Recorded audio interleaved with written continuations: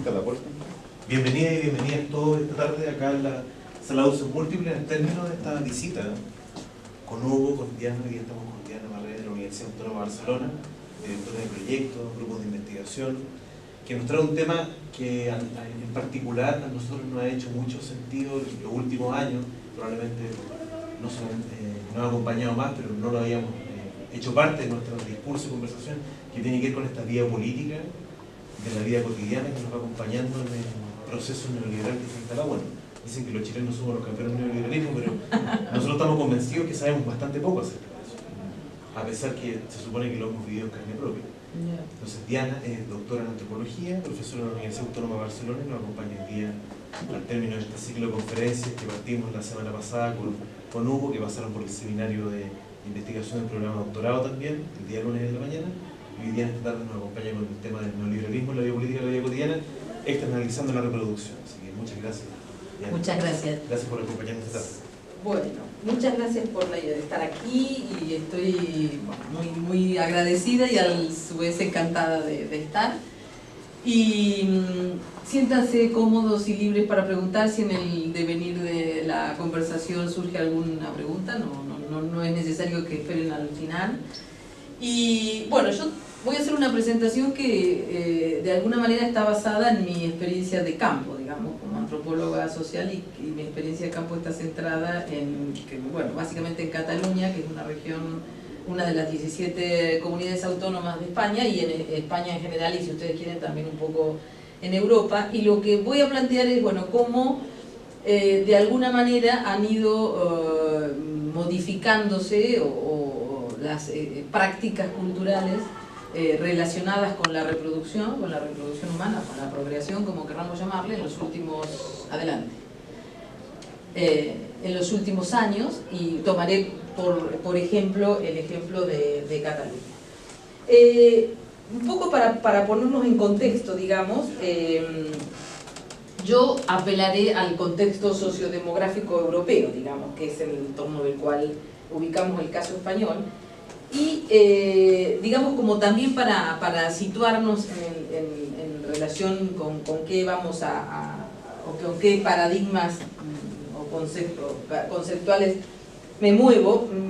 Me gustaría comentar que el punto de partida de este tipo de análisis que haré hoy, que tiene que ver con lo que denominamos políticas reproductivas, tiene que ver con un artículo de 1991 de dos antropólogas que se llaman Feins Gisur y Raina Rapp, ¿no? Son dos antropólogas que trabajan en la University of New York, y plantearon qué se entendía por políticas reproductivas, como digo, allá por los inicios de 1990, ¿no? En aquel momento ellas señalaron que tanto la reproducción como la política o las políticas eran conceptos muy polisémicos, ¿no? Y que merecía la pena, digamos, a esos inicios de la década de los 90, tratar de intentar señalar, ¿no?, a qué nos referíamos cuando hablábamos de políticas reproductivas, ¿no? Entonces señalaron que estos conceptos eran por un lado polisémicos, pero por otro lado históricos, en el sentido de socioculturalmente definidos, es decir, que las políticas reproductivas no son universales, digamos, sino que son contextuales.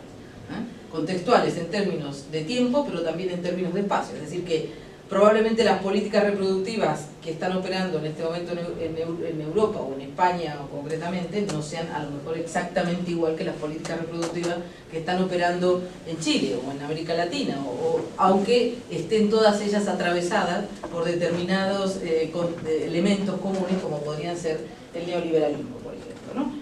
¿Qué entendemos por política desde la perspectiva antropológica, ¿no? Entendemos básicamente las formas diversas en que se estructura el poder, ¿no? Y cómo se ejecuta ese poder, Entendemos políticas en ese sentido y cómo afectan las actividades cotidianas de las personas, incluidas cuestiones que parecen tan del ámbito de lo personal, de lo privado, digamos, cercano, como son las formas del parentesco, ¿no? Digamos, entendemos por políticas esas políticas, no solo las políticas que vienen definidas por el Estado, digamos, ¿no?, sino las políticas, diversas formas de poder, o diversas formas de políticas que vienen también de otras instituciones, señaladas o marcadas por otras instituciones, ¿no? Como por ejemplo corporaciones multinacionales y nacionales, agencias internacionales de desarrollo, fundaciones transnacionales, movimientos o estructuras religiosas, la medicina o los cuerpos y guidelines de medicina, y todas las cuales contribuyen de alguna manera o inciden de alguna manera en las prácticas culturales vinculadas a la reproducción. Es decir, que cuando hablamos de política, en este caso concreto, no hablamos solamente de las instrumentaciones políticas que vienen directamente del Estado o sus organismos, sino de diversos ámbitos. Y cuando hablamos de reproducción humana, ¿de qué hablamos? Para poder tratar de definir este concepto de política reproductiva, ¿no? Hablamos de los acontecimientos generalmente vinculados al ciclo de la vida humana, ¿no? Y que generalmente se vinculan a la fertilidad, al nacimiento y al cuidado de hijos e hijas. Esto entendemos por reproducción, ¿no? Como ustedes, como geógrafos humanos, seguro saben muchísimo mejor que yo, digamos, en muchos casos el poder estatal se ha vinculado a la organización de las políticas reproductivas, ¿no? Es decir, y aquí están los censos, las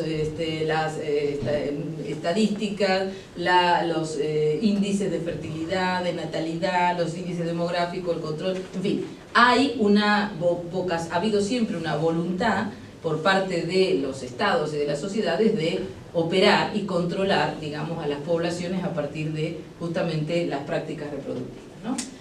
Sin embargo, lo que nosotros marcábamos o marcamos desde la antropología y marcaban estas autoras es que el siglo XX, digamos, ha sido un momento bastante especial en relación con las prácticas reproductivas, porque se ha modificado sustancialmente la idea de, por un lado, familias normativas, es decir, hay más familias, más formas familias, hay más diversidad familiar, por un lado, y por otro lado, digamos, se han incrementado las diversas formas de constitución de familia. Es decir, no solo hay más formas familiares, sino que hay más formas de constitución de familia.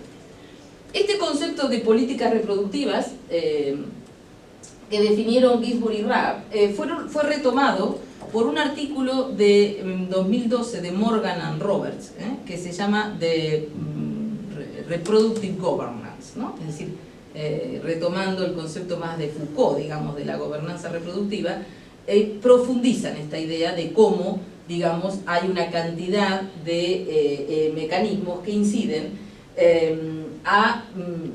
en cómo las poblaciones se reproducen o, digamos, constituyen familias. Ya Foucault señaló en algún momento que uno de los mecanismos de gobernanza es la sexualidad, digamos, ¿no?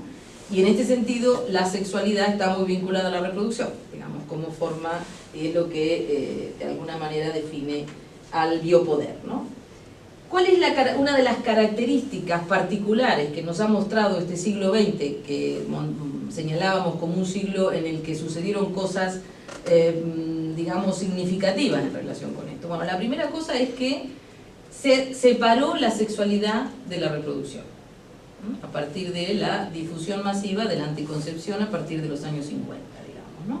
Es decir, hay una, digamos, posibilidad de desvincular reproducción y sexualidad, es decir, se puede, o por lo menos hay la posibilidad de controlar la reproducción, por un lado, ¿no?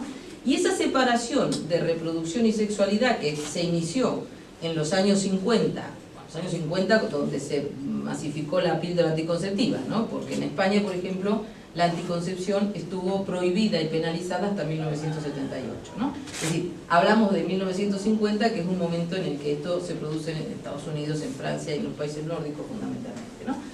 Esta separación entre, digamos, sexualidad y reproducción se va a ir profundizando a lo largo del siglo XX a partir de diversas técnicas o tecnologías de reproducción que permiten, y han ido profundizando cada vez más, y ahora vamos a comentar un poquito más sobre esto, ha permitido, digo, separar la sexualidad de la reproducción, o al menos no están necesariamente vinculadas. Es decir, la idea es que la anticoncepción permitió pensar que puede haber sexualidad sin reproducción, y las técnicas de reproducción asistida han mostrado que puede haber reproducción sin sexualidad, digamos, ¿no? Y esta es una situación que se va de alguna manera incrementando y profundizando. ¿Qué sabemos, digamos, en este momento de esta cuestión, ¿no? En 2015 la Organización Mundial de la Salud señaló que en ese momento había 80 millones de parejas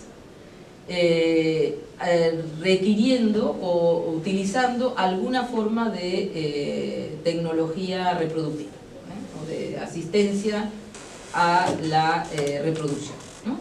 Es decir, que esto solamente si pensamos en parejas con alguna dificultad en términos de fertilidad, digamos, ¿no? Aquí no estaban incluidas en este digamos, informe de la Organización Mundial de la Salud, esto que hemos denominado antes, nuevos colectivos con interés y vocación de acceso a la maternidad o a la paternidad.